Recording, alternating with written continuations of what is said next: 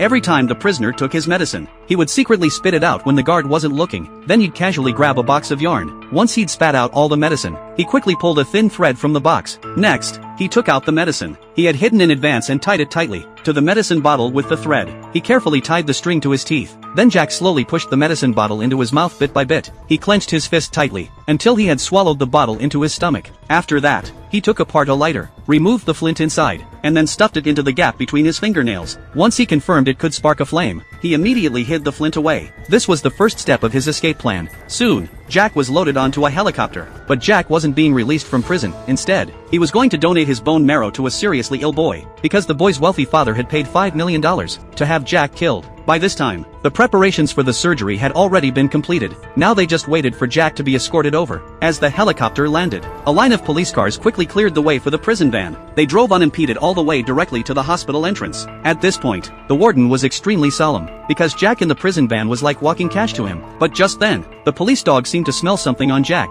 only for Jack to scare it off right away. When Jack saw the confidential documents being handed over to the hospital staff, he immediately realized that he now belonged to the wealthy man. Jack looked at the wealthy man in front of him with great gratitude. If it weren't for the man, he would never have had a chance to escape. After learning that Jack was a high-risk, dangerous prisoner, the doctors could only carefully lift Jack onto the hospital bed, without removing his handcuffs. When the doctor responded to Jack's praise, she decided to help him take off the handcuffs. That was when Jack bit open the medicine bottle he had swallowed earlier, because Jack knew that the doctor was about to anesthetize him, so he got ready immediately. The nurse hurried to inject the anesthetic into Jack. After the injection was done, Jack closed his eyes. On the other side, the boy was waiting for the bone marrow transplant. While the nurse thought Jack would soon lose consciousness, little did she know that Jack wasn't passing out at all.